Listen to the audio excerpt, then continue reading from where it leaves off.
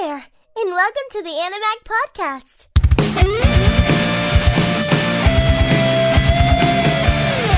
Hey guys, sorry to interrupt your listening, but we just had to pop in and tell you the good news, baby. Animag is coming to Texas to take over Akon from June 3rd to the June 5th, so be there! That's right, ladies and gentlemen, you heard the man correctly. We will be deep inside of Texas at the Akon convention, baby. Is that the right way to say it? Akon convention? Because con just means convention. Akon, yeah, but isn't like con spelled like C-O-N? C-O-N, yeah. It's an abbreviation for convention. Oh, yeah. So is like saying Akon convention weird? Regardless, we're going! We're gonna be there! So be there or be square, baby. Now's your chance to meet us in person if you ever wanted to. You wanted to come and give us a little hug, do whatever you gotta do. Come and meet us. Come get questioned for our vlog. We're gonna be vlogging out there. Come pick up a business card. We just got business cards made. You won't be able to miss us because all four of us will be wearing Animag shirts. Just look for us. Be there or be square. Now back to the show. Hey, and welcome back to Animag, the #1 podcast on the planet. It's me, Asylum, sitting here with Domicus. And we are back this week to reviewing Orange. We are on episode 7. I just can't wait to get this over with. Are you starting to lie. Are you starting to dislike it that much? It's not that. It's like, I already know what is going to happen. But like, yeah, true. Some of me wants to watch it just to see the difference. But I don't see no difference. So it's pretty much the same as what you've read in the manga? Yeah. That sucks. For me, it's good because I'm seeing all this new. I didn't read it, but also, I'm not gonna lie, sitting here on episode 7, it is kind of dragging ass now. Yeah, but it's gonna pick up eventually. Exactly. It's not to say that the episodes are still shit like they were in the beginning. They are getting higher up in ratings because a lot more is starting to happen. It's just like, the deeper we get into this, my mind goes, the closer we are to Rent a Girlfriend, and I can't stop thinking about that. Yeah, and you wanted to read the manga of Rent a Girlfriend. Also, I developed a really unhealthy World of Warcraft addiction lately, so I'm trying to also stay focused on this, but also play WoW. I'm trying to grind for a mount that costs 5 million gold. That's like 500 real dollars, like human dollars. You need to be on level, what, 30? No, there's no special level for this one. You just need the 5 million gold. But whatever, that's...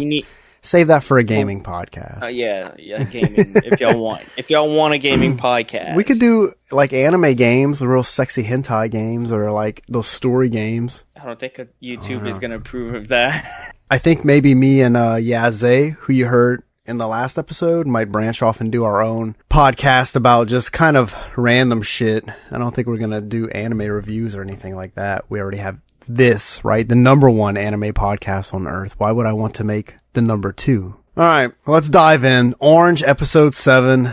Letter 7 pretty much just starts off right where episode 6 left off. Suwa's at Naho's house talking about how they both have a letter, and Naho gets all teary-eyed and the intro rolls. Boom. Pretty quick intro on this episode. Yeah. If there's more time before the intro, it feels so long. I realized that when I watched Dress Up Darling, because like it would have like a long intro, then it would cut. It made it feel like the show was short. Oh, like when they have some story progression before the intro rolls? Yes. I mean, yeah, because the episode does get short. It gets not necessarily short. It's probably the same amount of time, but it has something to break it up in between. Yeah, and it feels short. For me, kind of the same way Initial D had that like midway picture cut, like a commercial break almost. Whenever I was watching that. Yeah. You almost pretty much know you're midway in the episode when you see that without having to tap and look. So, I mean, the intro rolls and it slides into Naho and Suwa. Guess what? Sitting on a bench. Why is it always a fucking bench in this show? Everything. To be honest, the bench has more screen time than probably most of the characters. That is true. Also, something to point out. This is episode 7. And I mean, obviously we know Naho, we know Suwa, and we know Kakeru, right? The 3 real important characters. But like Hagida has gotten very minimal screen time. Yeah, Takako's gotten like none. Maybe they will get more the further in that we go, but right now they also are barely getting anything. Their future selves get more screen time than them.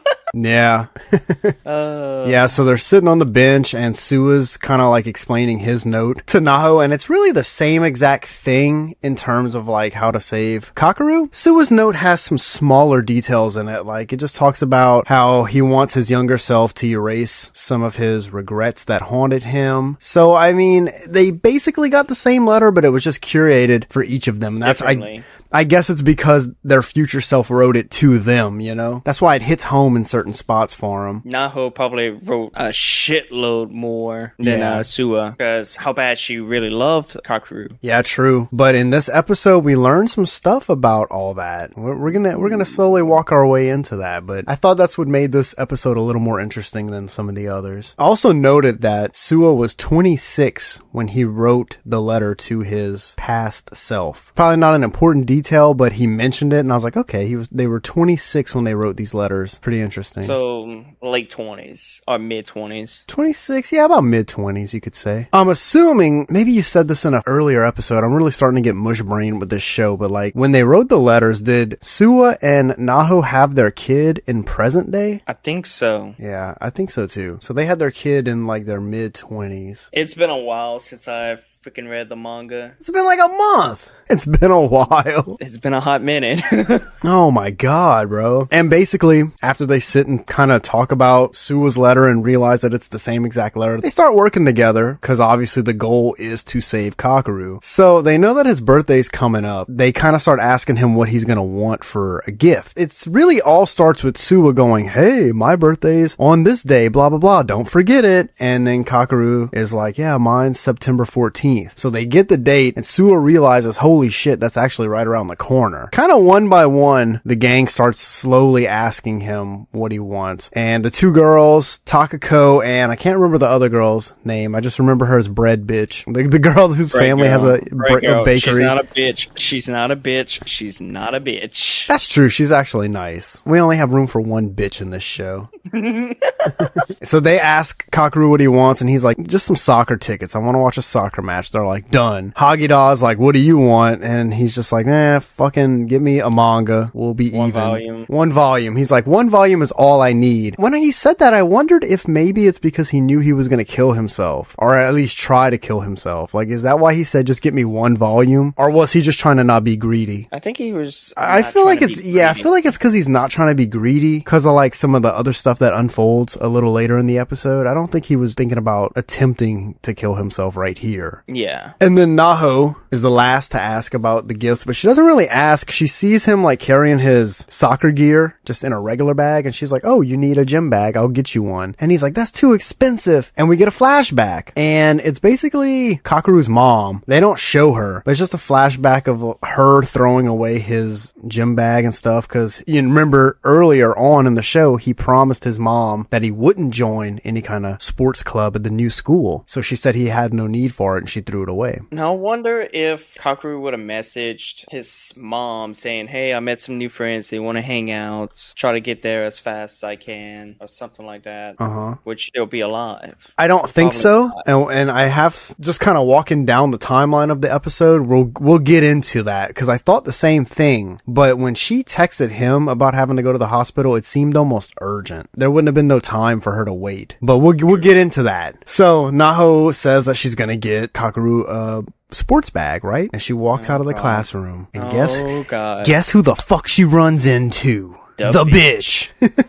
The bitch! The fucking bitch, dude. Wada's outside, and she goes, nice work. I'll give him that bag. And then Naho, being all shy and coy, she's like, that's fine. I'll just get him too. Like, no, bitch, I'm gonna get him the bag, and I'm gonna give it to him. You can fuck off. And guess what? Thankfully, Naho's in a great group of friends. Azu and Takako show up, and they lay into Wada. To be honest, I was waiting for the bitch to get Will Smithed. Dude, I was hoping for it. One of the girls was like, yeah, Kakeru dumped you, so why don't you just give up? Keep Kakeru's name out your mouth. Out your fucking mouth. Oh my god. Oh, that's good. That's rich. And then while all this is happening, like all of these girls are in the hallway just going at it, you see Kakeru and Hagida pop their head out from the classroom just watching. And then Takako almost right here, she almost slaps the shit out of Wada. I just want to see all three of the girls jump the bitch. I know you're not supposed to want to see stuff like that, but I need it, damn it. So Takako has her hand raised, about to slap this bitch, and she goes, you know what? How about instead of smacking you, I'm just gonna tell the whole school that you're a bully. Like, what? No! No, slap the bitch. Slap her! And Wada goes, oh, whatever. I don't need Kakeru anyway. She sticks her tongue out at him like a fucking child and walks away. They should have just let her slap her. Yes, just let her get her ass slapped. It's sad that the bench has more screen time than the bitch. I'm starting to rather see the bench over her. Every time I see her, I cringe because I know something lame is going to happen. It wasn't the fact that I saw her. Once she started talking, I was like, here we go again. Here we fucking go. It's always some bullshit with her, dude. It's never nothing nice. It's not like, hey guys, what's up? So after this fiasco, after school, we see Kakeru and Suwa walking home. I assume they were walking home. It was after school and they were walking somewheres. And Kakeru asked what he could possibly do for Naho. And Suwa goes, bro, just ask her out. And then Kakeru goes, so you won't? Like, man, Kakeru is kind of getting nervous about Suwa, but little does he know he has absolutely nothing to worry about in that department. Even though later in the episode, Suwa admits that back then he really didn't want to see Naho and Kakeru get together, he's not going to do it because he's good guy Suwa. That's why we like him. You can kind of add Suwa to the main character. Well, he is a main character. Oh yeah, Suwa's definitely a main character. But the others feel like a side character. Hagida, Azu, and Takako all definitely feel kind of like third string when it comes to being... Because at the start, it was all about Naho and Kakeru, and now it's Naho, Kakeru, and Suwa. Yeah. Hopefully, they add the others. I feel like we're going to wind up seeing a little more character development with those three, but I don't think it's going to be major. Suwa winds up asking Kakeru what he wants as a gift because he didn't earlier. He just found out when Kakeru's birthday was. And Kakeru says he wants a bouquet of flowers. Oh. And this whole situation got me thinking, is that why the group was traveling with a bouquet of flowers to bring it to him in the future when he was dead? And guess what? It fucking is, because they show this later on. And then there's those like heartfelt stuff behind all that, but we'll get to it. This episode has a lot of back and forth, more than we've seen in previous episodes so far. So there's going to be a lot of, we'll get to that in this episode for us. Because that's exactly what they're doing, is bringing this man some flowers when he's passed away in the future. Didn't they show the future first and then the past, like giving the gifts? Yeah, because right here, like after the bridge scene where Kakeru says he wants a bouquet of flowers, they go into a flash forward and it shows them giving Kakeru some flowers for his 18th birthday, but he was dead. And Suwa picked up the bouquet and gives them to Naho and says, here, from Kakeru, because in the past he said if Suwa gave him a bouquet of flowers, he would give them straight to Naho. This is what he said to Suwa on the bridge. That's what he wanted the flowers for. And then Suwa, in the correct timeline, Suwa remembered this and has a moment where he gives those flowers. It's crazy. Naho goes, even when he's passed away, he found a way to give me flowers. Kind of like tugs at your heartstrings a little bit. The group kind of like, this isn't the flash forward that I'm talking right here. The group goes on to explain that Kakeru loved her. They like, I guess in that time, here's the thing about this episode right here. It kind of like proves how sloppy the writers are with explaining timeline stuff, because when you're watching it in the present, oh, we all want fucking Naho and Kakeru to be together. But in the future, they're like, yeah, he really did love you. We just didn't want to tell you because it would have complicated things. What? The fuck? Yeah, it's a little sloppy in that regard right there. So when we cut back to the present day and they're celebrating Kakeru's birthday and he gets all kind of gifts, all the shit that he asked them for, including the flowers. Mm-hmm.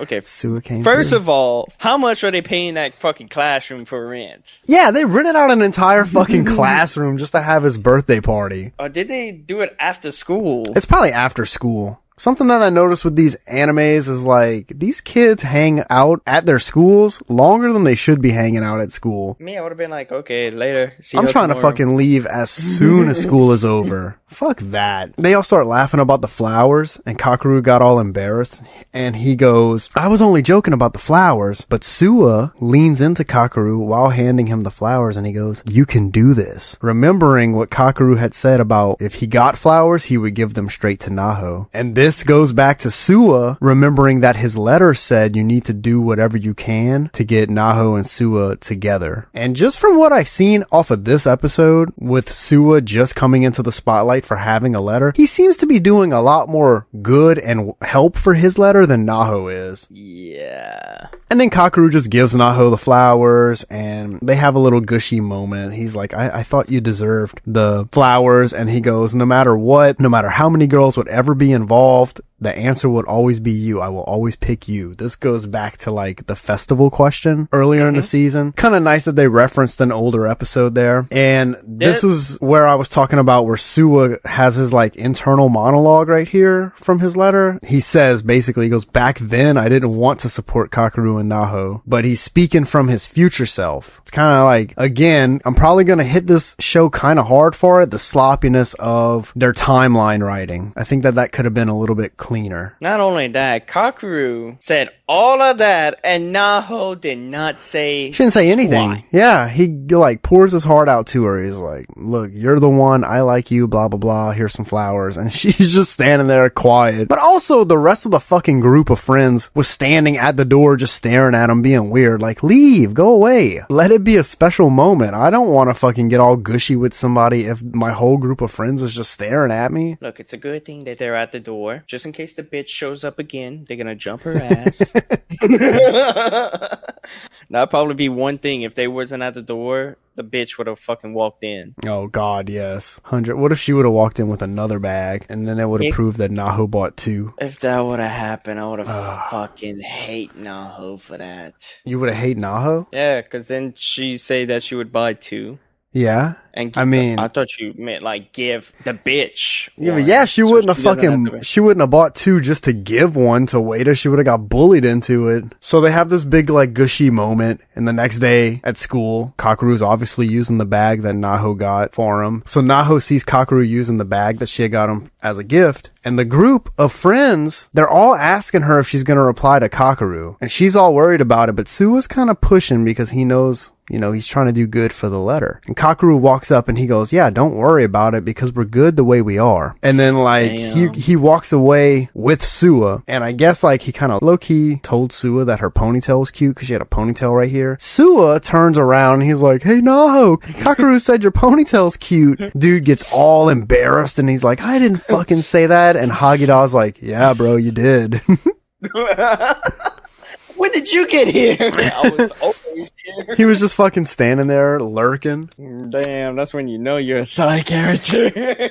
Good God, man. One-liners. Just full of one-liners. And the episode kind of gets a little dark right here. It gets a little dark right here, but also I think this is where it picked up in terms of me having to rate it as a single episode. So Suwa goes up to Naho and he asked if she had anything specific in her letter for the 23rd. And guess what it says? It says that Kakeru tried to hang himself with a towel in his room on that day, and he was taken to the hospital unconscious. Then he was absent from school for several days, starting on the 24th. The reason was because he was hospitalized. What the fuck? Oh shit. It goes on to say the day before his attempted suicide, Kakeru met some friends from Tokyo. He talked to them about his mother and mentioned he wanted to die too, but his friends all thought he was joking. Oh my god. We get a little small like flash forward right after this. Like this is a banger to find out, right? This isn't the suicide or accident suicide that killed him off, but this was an attempted suicide. So like they don't even let you rest for like 2 seconds. They give you immediately from this a flash forward. They're at his grandma's house. The grandma's like thanking the group for going, and we learn right here that Kakeru died the day after Valentine's Day. Naho, this hits Naho a little hard because Naho had some chocolates for him, but she could never give it to him in fear of what he might think of her. So there's a scene here where Kakeru sees the chocolates and he asks Naho if she's going to be giving it to anyone. And then he goes, oh, so there's a guy that you like? And then he just says, bye, Naho, and he walks away. Was this part of the reason for the attempted suicide? Or he died the day after Valentine's Day? Was that the reason why he thought she liked someone else? Nope. Because keep in mind, bro, the group of friends earlier on the future scene had to break it down to Naho that Kakeru was deeply in love with her. Maybe that broke his fucking heart. You'll see. You'll see the reason why. Fucking crazy, dude. Then we see, I guess, from where we started saying that this episode turned dark, it just gets sadder and sadder. Because then we see them walking with the friends on the first day when they went to eat the bread. And right here it shows him getting a text message from his mom saying that she needed to go to the hospital. And he replies with, he didn't think he could go anymore. And then he said, "You're not a child. You can go alone. Stop bothering me."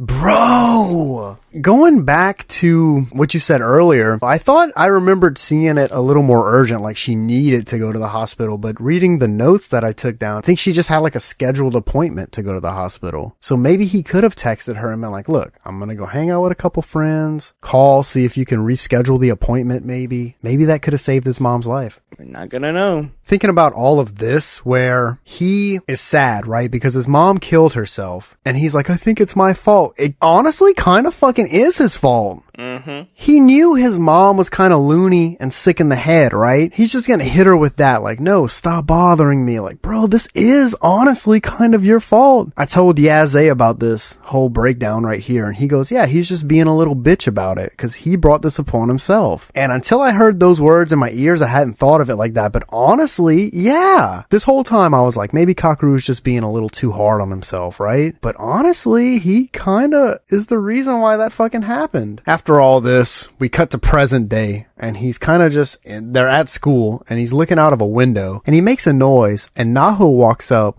and she asks what that noise was. He says, "Oh, I was wondering if I jumped out the window, if I could fly away like Superman." But we all fucking know that is not what he was thinking.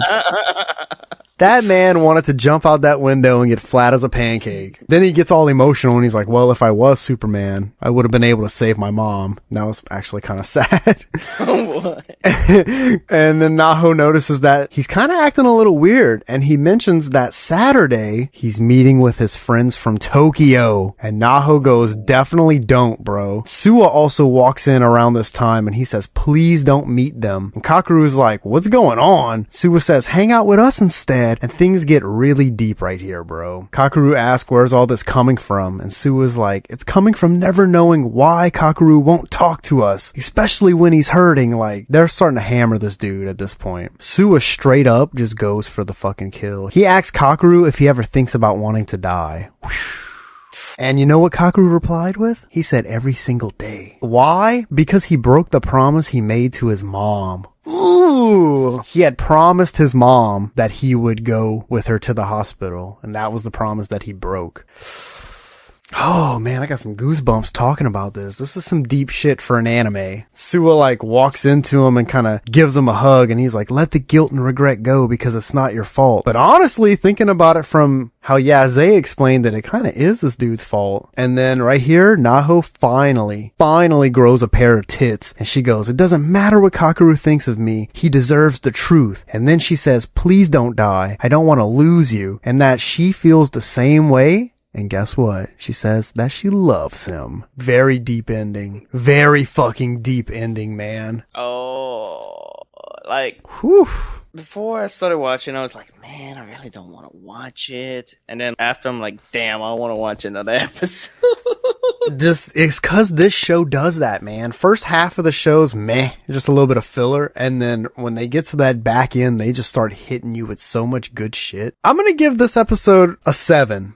Oh, I'm gonna give it a 7. I thought it held a lot of water. You know, we got to see the stuff with the mom unfold a little more. I'm gonna give it an 8 because of the Suwa. Yeah, Suwa's always, I don't know, man. He's really becoming a character that I am 100% on board with. Because right now, Suwa's in the S tier for me. Also, he's doing just a lot more for the letters than I think Naho is. Naho done failed this shit like 9 or 10 times. And Suwa reads his shit, and it's like, get Naho and Kakeru to like each other. And by the end of the first episode that we know he's working the letters, it's done. Got it.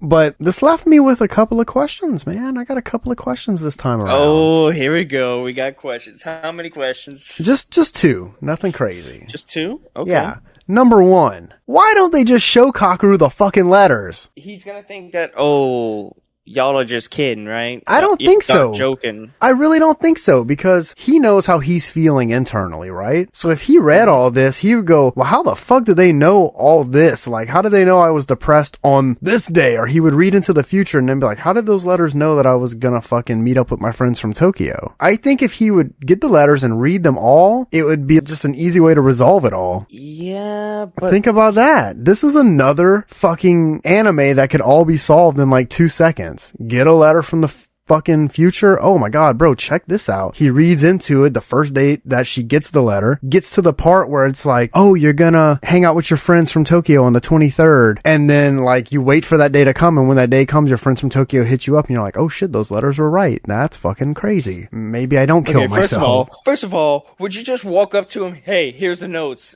All right, later. Yeah, I'd go up to him. I'd be like, yo, Kakeru, you feeling a little depressed? He'd be like, yeah, a little bit. Why? And I'd be like, man, sit down. I gotta break some shit to you. And then I tell him a story. I got this weird fucking letter from the future. Basically says I need to try and keep your ass alive.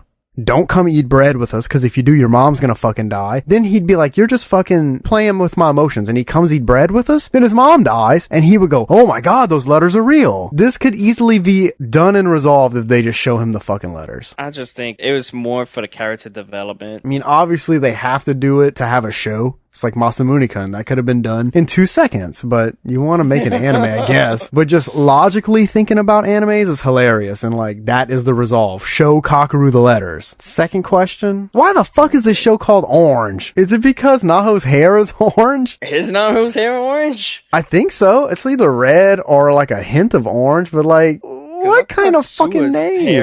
Suwa's hair is... Suwa's looks a little orange, yeah. What a weird title for an anime. Every fucking main character have like a little bit of orange. Well, no, Hagita is like a blondish, brownish. Yeah, I don't know why it's called orange. That was my one. Was more of a statement.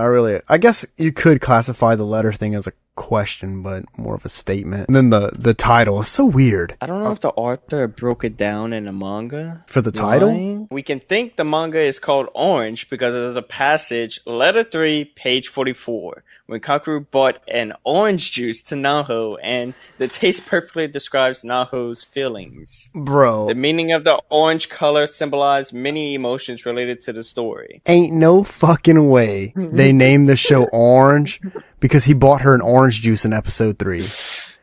Are you fucking kidding me? Well, ladies and gentlemen, we will not be finishing this anime. There you go. That's terrible. Oh, a new show, Grape. Grape. Well, that was it for episode 7, guys. Not bad. I'm back on board. I'm ready to finish this show off. Get it out the way. Same. Hope you enjoyed. And until then, we will see you in the next one. So long, everybody. Sayonara. Thank you for listening. Be sure to visit our website at www.animag.org. See you next time.